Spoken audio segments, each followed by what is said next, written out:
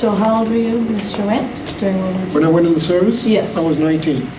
Okay, and can you tell us a little something about either the Holocaust or Pearl Harbor? Well, when Pearl Harbor happened, I was, I believe, probably a junior in high school. And I can remember the announcement that they made over the radio about the bombing of Pearl Harbor. I would happen to be working with my dad at the time. We were building a chicken coop, and somebody came out and said that Pearl Harbor had been bombed. And I don't know, the significance of it hadn't really hit me at that time, but later on it kind of sunk in, and we were now at war, and that was it. I was still in high school at that time, and they started drafting people out of high school. Anybody that was 18 years of age, any male that was 18 years of age or over was immediately inducted into the service, unless he had less than 2 months prior to his graduation. Then he was allowed to stay in the school and graduate, but everybody else, they were taken in the service as soon as they reached age 18.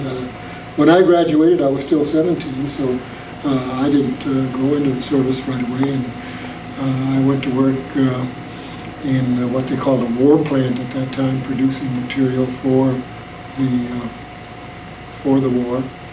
And I was finally called by my draft board to come in and take a physical prior to going into the service, and I passed the physical, and at that time they asked me what branch of the service do you want to go into, and I said I prefer to go into the Army, and they said, well, the quota for the Army and the Marines have been filled for the next couple of months, and the only openings we have are in the Navy.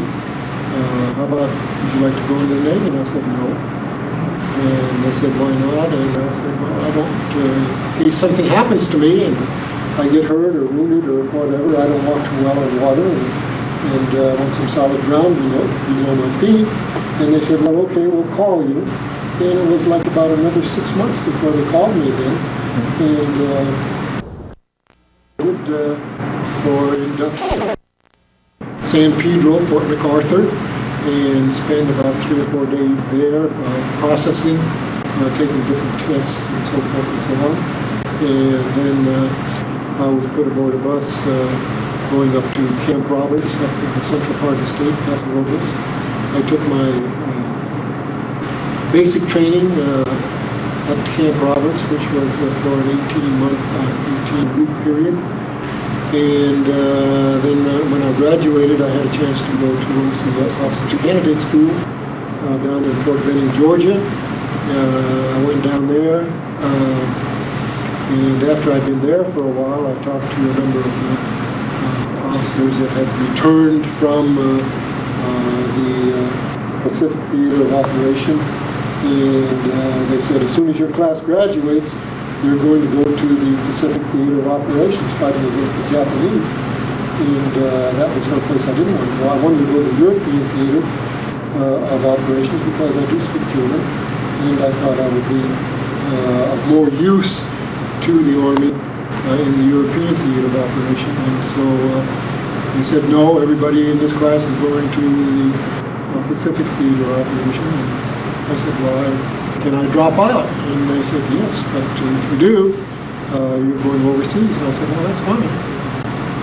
So they sent me up to Fort Meade, Maryland, and I took my training there, finished some training there with the 17th Airborne Unit, and went to a couple of other camps, one in Indiana, Camp Atterbury, Indiana, and then back to Massachusetts, Camp Standish in Massachusetts. And then I was loaded aboard the original Queen Elizabeth at that time, and we made the crossing across the Atlantic in 4.5 days.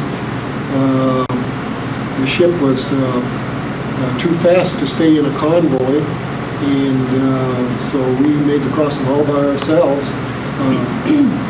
I was told that we changed our course every like 15 minutes in order not to give the German submarines a time to clock in on us. And so we made it in 4.5 days and ended up in Scotland.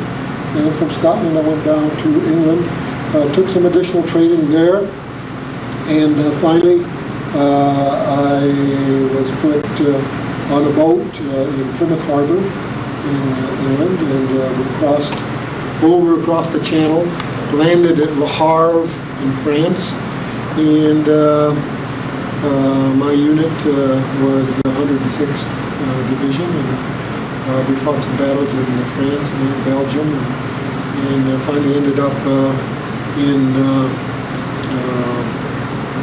western part of Germany and Luxembourg, and we fought in the Battle of the Bulge. The Battle of the Bulge was very chaotic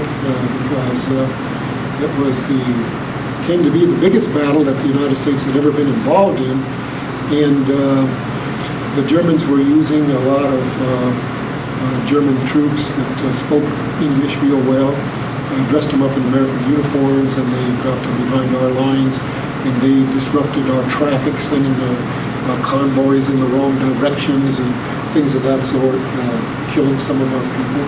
And so it was felt that we needed some people to do some intelligence work behind German lines to find out what the troop strengths were, where they were located, what their plans were, so forth and so on. And so they asked for some volunteers. They went through my files and found out that I could speak German, and they asked me whether or not I'd be interested. I wasn't at first, but then I said okay. And they divided us up into 4-man groups, took and dropped us behind enemy lines, and we posed as German workers. We kept our uniforms on underneath because the Geneva Convention said that if you were in uniform, you could not be shot as a spy. So we kept our uniforms underneath and then these German working clothes on the top. One day, one of the guys in my group made a mistake, and we got captured, and we were sent into the interior part of Germany, and spent the next 5 weeks in various different prisoner of war camps. Associated with the prisoner of war camps, they also had camps for political prisoners, and they had a lot of Jewish prisoners that were, they let us keep our uniforms, but they were attired in striped uniforms. Jewish, some Russian prisoners, some various different country prisoners, Yugoslavian and so forth and so on. And I think we probably got treated a little better than they did. But the food was scarce, and once in a while you would get primarily soup made out of turnips, and there's no food value in turnips at all. So a lot of malnutrition, a lot of weight loss. I think I went from 161 pounds down to about 116. And finally, on the 29th of April, George Patton's Third Army came through the town where I was being held captive, and our group got liberated, and I was sent to a field hospital, and then back over to England. And from England, I was flown home, landed in New York.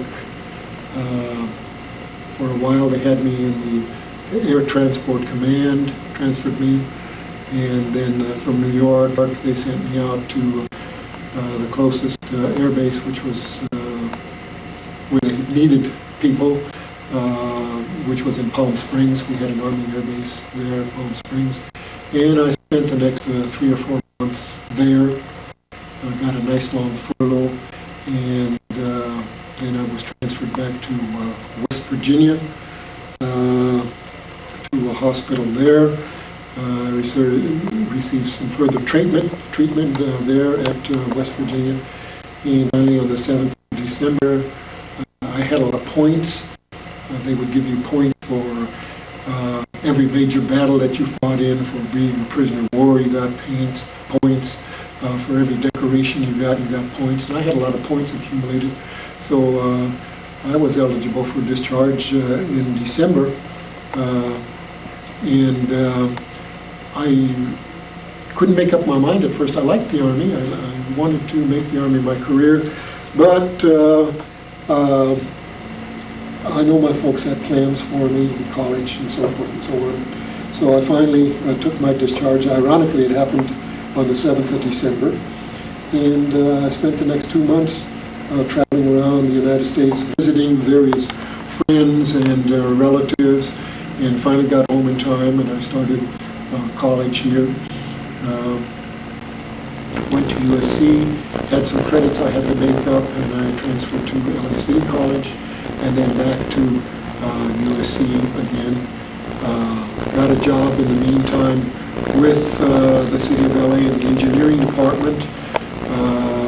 One of the guys I worked with had joined the police department, came back periodically and told me about the excitement, and it sounded like what I wanted to do, and so I finally took the tests and passed and became a police officer, and spent the next like 33 years working for LAPD, and finally came to work for West Covina Unified School District, and also Citrus College as an instructor, and that's about it, and here I am. Yeah, or just very definitely.